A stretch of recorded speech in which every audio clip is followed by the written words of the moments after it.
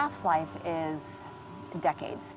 I think that we should be working on taking more of these toxins out of our environment instead of adding more toxins in. It's very concerning that if we add more toxins to our environment, that will be increasing the rates and risks of cancers. Even one patient is not worth it. So sad that they would consider putting aluminum in our environment to affect something when they could be causing so much more damage. Wherever the material is coming from, it is there. The amount of metal falling on us cannot be disputed. Absolutely, this is not speculation. The amount of metal in the last 4 years, as I said, have increased to a degree of thousands of times, and California Air Quality Resources Board has studied the aerosols from China. These metals are not amongst them. Mike, the reason I've chosen to focus so primarily on this issue is I feel all other issues are secondary. What could be a greater priority than not being able to walk out your door and take in a breath of air without sucking up heavy metals? If our land base is being poisoned, if our waters are being toxified, what will we have left to work with? Whatever we choose to focus our time and energy on, whatever our political beliefs, that this is a common ground for all of us. We must have air that we can breathe that's not full of toxic chemicals and metals. We must have water that's not completely laden with whatever is being emitted from these aircraft.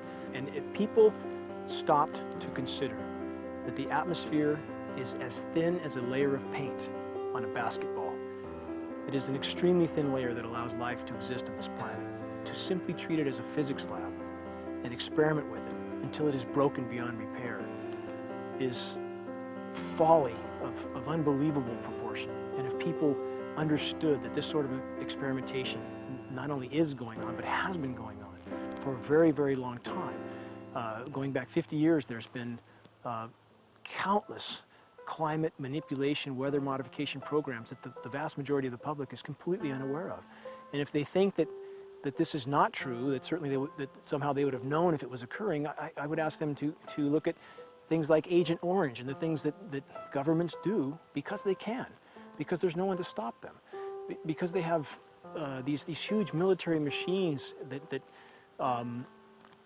want to control everything. And in fact, the government's own document, perhaps you may have seen, it's available to any online, is called Owning the Weather, an expressed goal of our government, and not just our government. He told the Associated Press that the American government has created weather tampering techniques so that the New World Order will be able to starve millions of Americans and to control the rest. There is weather control techniques. Number one, the entire patents on the equipment. Number two, Senator Claiborne Pell's complete statement and story of his own that not only does it exist, but that we even utilized it as far back as the Vietnam War. Well, Murph, we're going to do what we can. Let's see what we can do. You got the scientists behind you. The scientists are with you, so at least this scientist is with you. I may not have $1 million budget, but I've got enough to show that something's dreadfully wrong. You got it. All right. So Arizona will be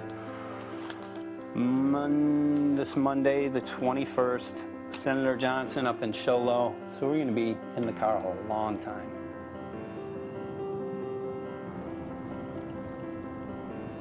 Well, it is such a pleasure. This is such an excellent place back here, I'm telling you, Michael. But you know what? We love it. It's so private and it's so quiet and peaceful. And please come in. My name is Karen Johnson. I served in the Arizona State Legislature for 12 years. I was in the House for 8 of those years and in the Senate for 4 of those years. When you see a plane fly overhead, there's a trail that leaves the end of that plane, and it goes from one horizon all the way to the other as the plane flies across, and it begins to filter out and cover more and more of the sky in kind of ripples.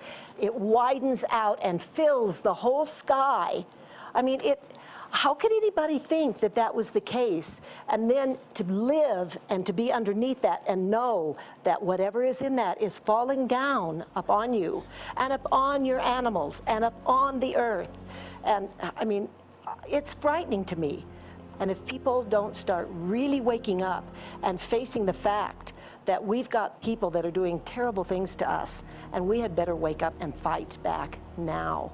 I mean, I'm the mom of 11 kids. I've got 35 grandkids. I mean, I've got a stake in this. I care about what is going to be left for my children. I care about it, and I'm extremely worried about what is going to be left to them.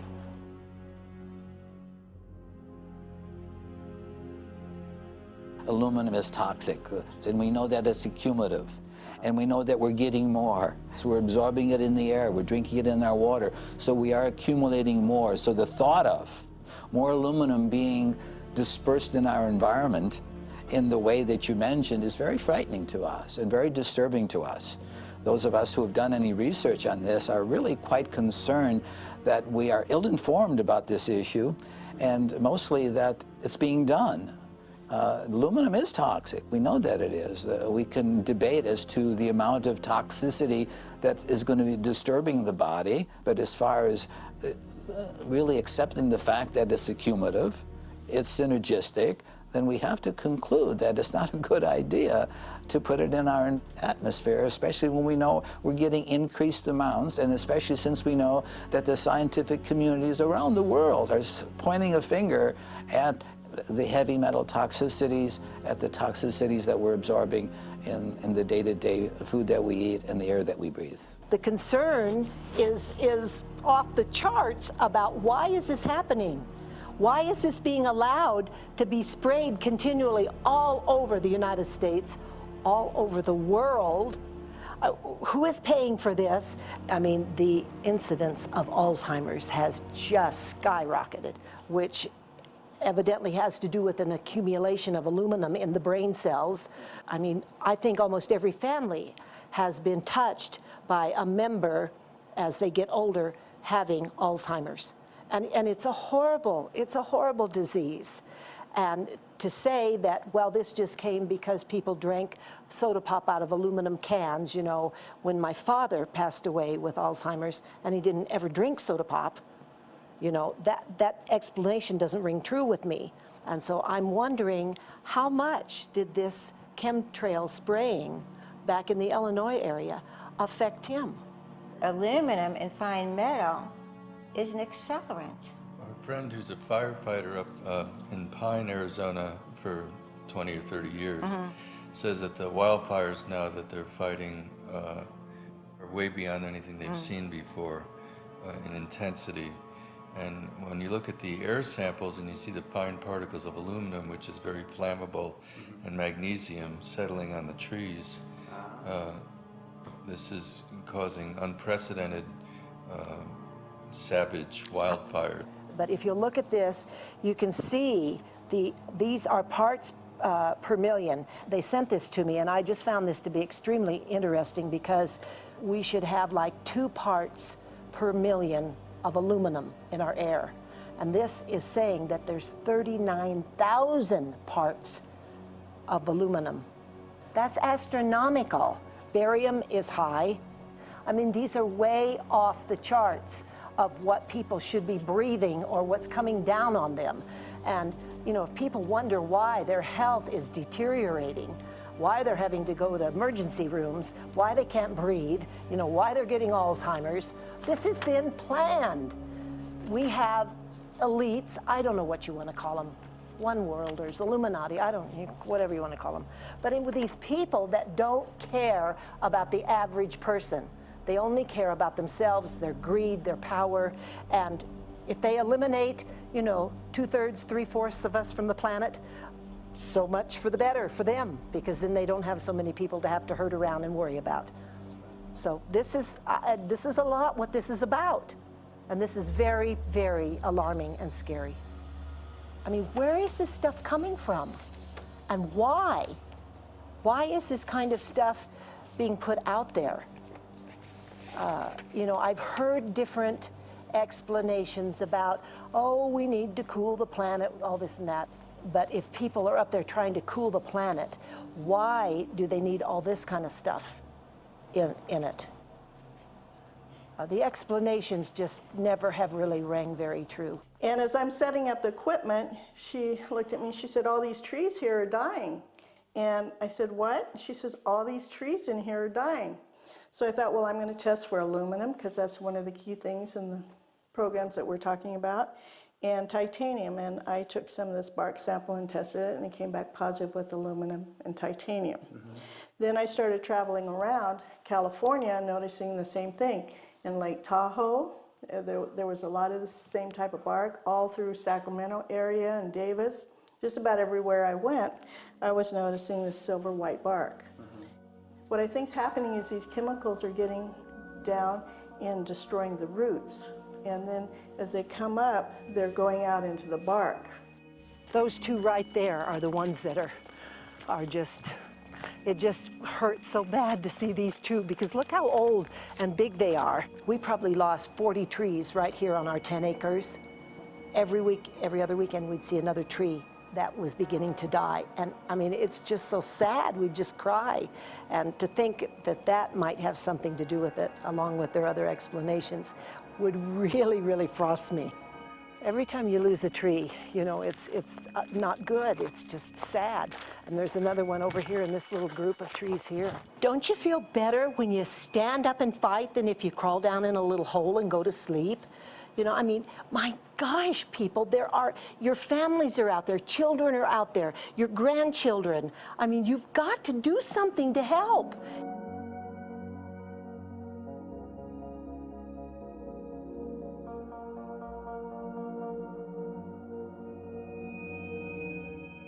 My greatest hope is to get people to question. And hey, if they don't wake up while we're there, I'm hoping to plant some seeds. We're going to the most beautiful place on the planet, Hawaii, to see what's going on, collect some data.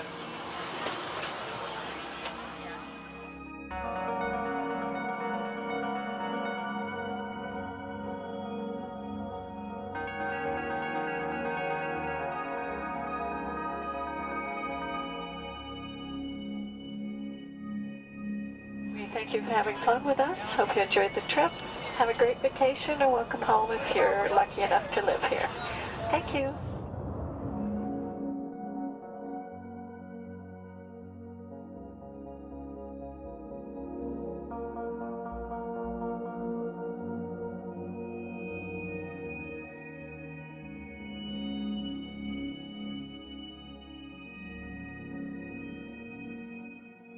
The whole valley's off the grid, so it's either solar, wind, or generators.